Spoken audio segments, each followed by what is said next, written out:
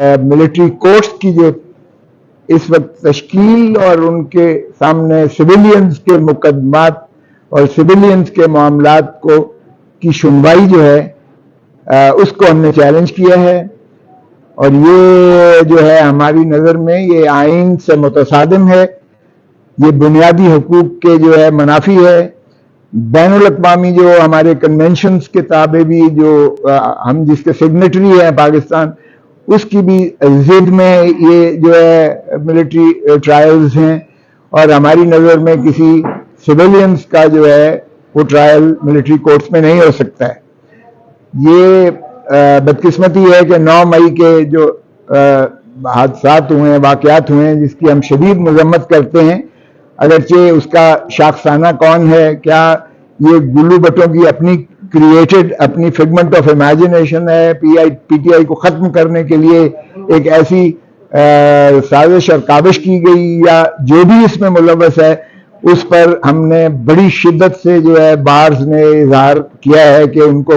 بالکل کیفر کردار تک پہنچایا جائے، اور کسی بھی پاکستان کی ملکیت پر، کسی کے گھر پر، کسی کے دفتر پر، کسی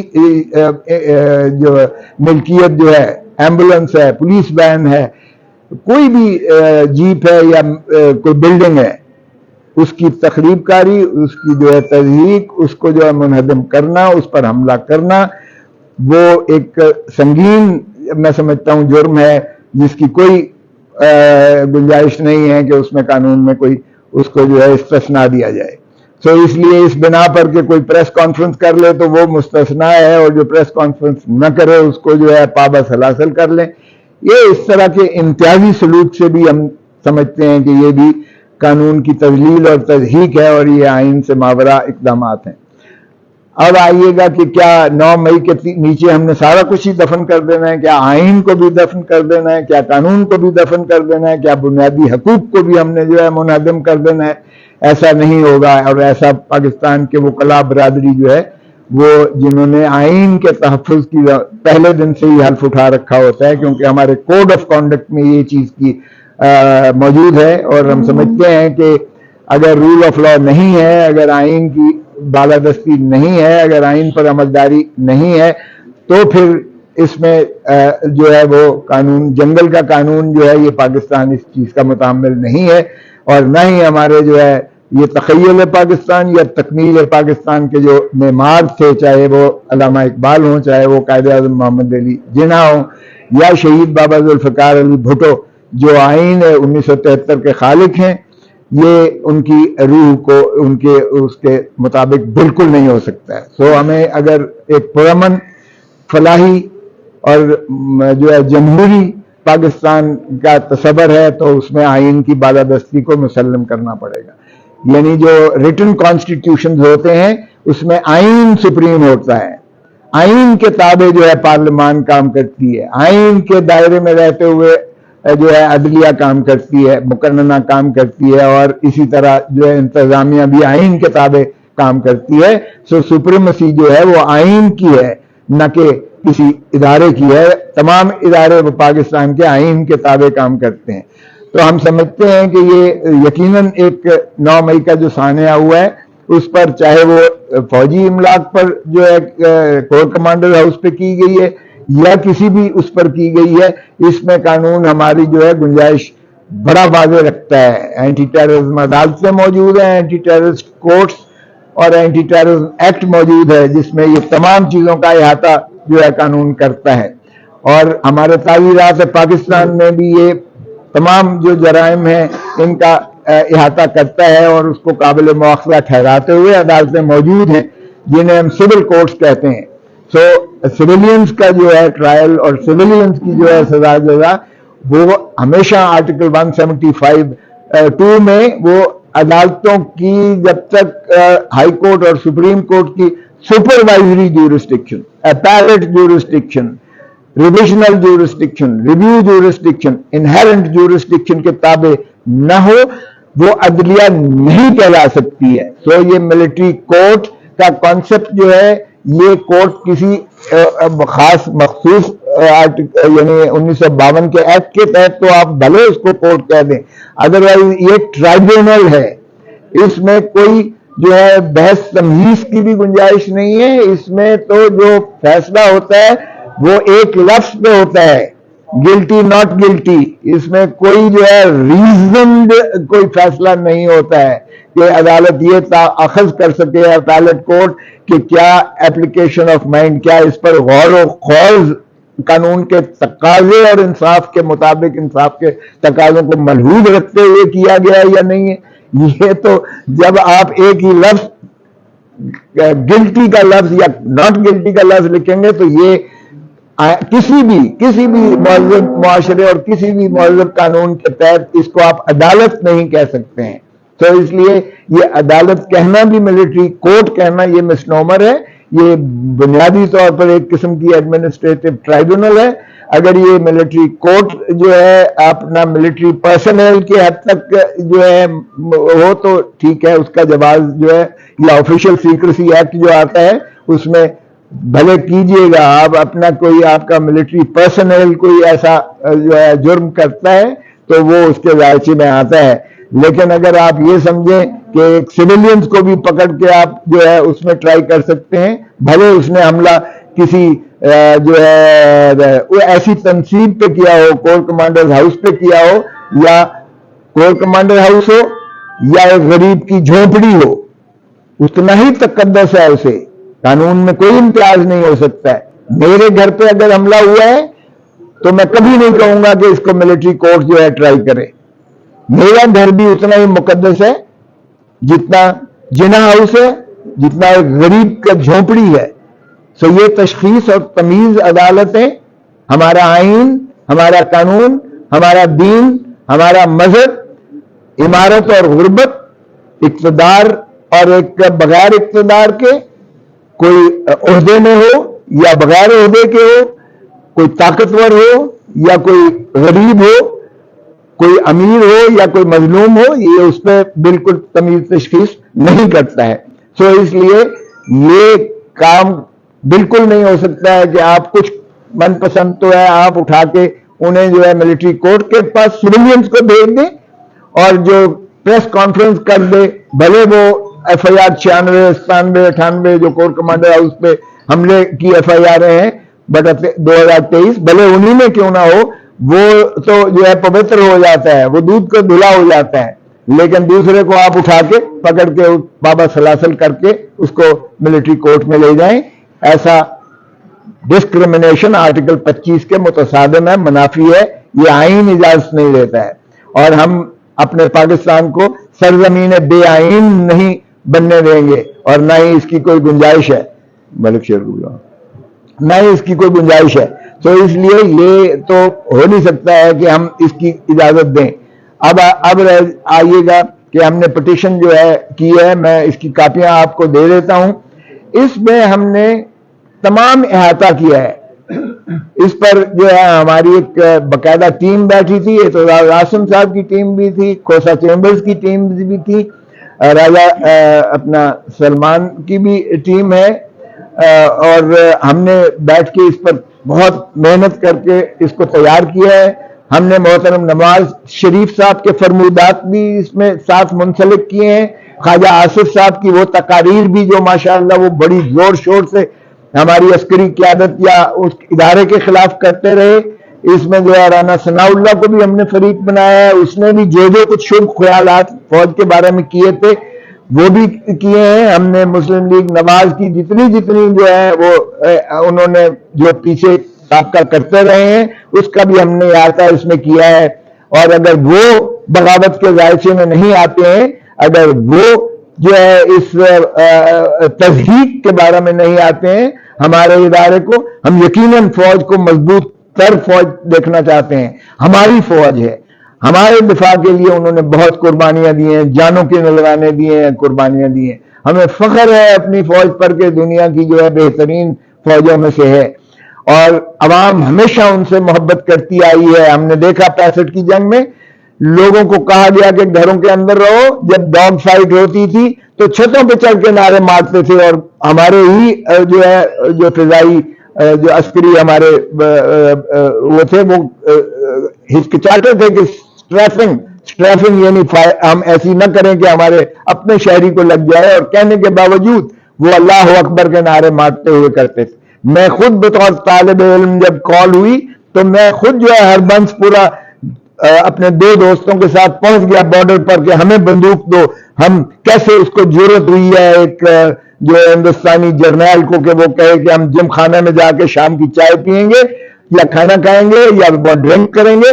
हम कैसे, ये हमारी गैरत और हमियत इस चीज की मुतकावी है, हमें बंदूकें दो और हम जाते हैं। ओ भाई, उन्होंने कहा आपको ट्रेनिंग नहीं है। हमें कहा ट्रेनिंग, हमें जज्बा है, हम मरेंगे या मर जाएंगे। तो ये जज्बा चाहिए फौज के पीछे जो हमेशा फौज को मजबूत बनाता है। हम इसी जज्बे को जो है बरकरार रखना चाहते हैं और फौज को इस चीज से बिल्कुल बाहर रखना चाहते हैं कि वो इन सिविलियंस के मामलात में वो अपना जो है अपने आप को न इसमें मुलव्वस करें, क्योंकि फौज मजबूत तभी होती है जब अवाम की पूरी मोहब्बतें उनके साथ, पूरी आब ताब के साथ, पूरे जज्बे के साथ जब पीछे खड़ी होती है, तो फिर एक ऐसा सीधा पिलाई दीवार होती है जिसको कोई वो नाकाबिल तस्खीर हो जाती है। तो इसलिए अगर आप उस अंदाज से भी देखें तो हमारी ये पिटीशन अफवाज पाकिस्तान को मजबूत करने की एक काविश है, कोशिश है। हम अदलिया को भी इसमें मजबूत देखना चाहते हैं, क्योंकि अदालत आर्टिकल 175(2) में वही अख्तियारात रखती है और वही अदालतें। हमने बड़ी मुश्किल से, बड़ी जिद्दोजहद से, बड़ी तनदेही से, बड़ी ईमानदारी से हमने एक मेहनत करके अदालत को इंडिपेंडेंस ऑफ जुडिशरी की तरफ ले गए। ये ट्राइकोटोमी ऑफ पावर जो आइन हमारा जिसका ढांचा है, जिसकी बुनियाद है, जिसकी बिसाख है, अगर देखें तो इस पर जो है तीनों जो है पिलर्स हैं, सतून हैं। और अदलिया इसमें इसलिए यानी एक डॉग वॉच का काम करती है। हर चीज इदारे पर उसने देखना होता है कि कहीं आर्टिकल 8 की जद में कोई कानून ऐसा तो नहीं है, कोई रिवाज रस्म ऐसी तो नहीं है जो किसी के बुनियादी हकूक से मुतसादिम है। तो आर्टिकल 8 के कॉन्स्टिट्यूशन में लिख दिया गया, मंजूर कर दिया गया कि कोई ऐसा कानून जो बुनियादी हकूक के मुतसादिम होगा वो कलअदम होगा। इसका मतलब ये हुआ कि वो आइन किसी के बुनियादी हकूक, पाकिस्तान के बुनियादी हकूक पर कोई आइन भी, यानी आइन का अगर आपने तरमीम करना है तो 2/3 से कीजिएगा, लेकिन कोई कानून जो है वो उसके बुनियादी हकूक से मुतसादिम नहीं बन सकता, ना कोई रस्म, ना कोई रिवाज, ना कोई ट्रेडिशन, ना कोई कुछ। तो इसलिए आइन ही की बालादस्ती बुनियादी हकूक पर है। और अगर आप आइन की रूह को देखें तो रियासत की तारीफ शहीद बाबा जुल्फिकार अली भुट्टो ने जब कहा था ताकत का सरचश्मा अवाम है, तो उन्होंने मुंजबित कर दिया रियासत को। और रियासत का मतलब है पाकिस्तान के अवाम, नीचे से लेके ऊपर तक मुक्तदिर की है उसने भुट्टो ने, ताकत का सरचश्मा अवाम। यानी रियासत किस चीज पर मुहित है? District assembly district government, provincial assembly provincial government, parliament और वफाकी हुकूमत, यानी अवाम की मुंतखब नुमाइंदों से जो ऐवान बनेंगे उससे मुतरश्शे होगी वो हुकूमत बनेगी। और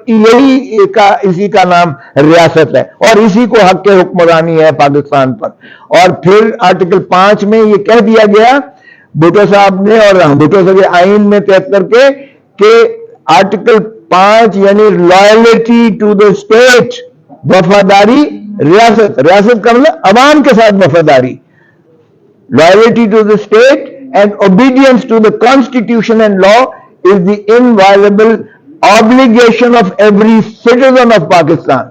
हर शहरी पर वाजिब है कि वफादारी वो अवाम की, रियासत की करे और ताबेदारी वो आइन की करे और कानून की, आइन की करे और कानून की। इसमें मजे की बात आप देखिएगा कि कितना जामे है कि इसमें ना हुकूमत की है लफ्ज आते हैं, ना इसमें जो है कोई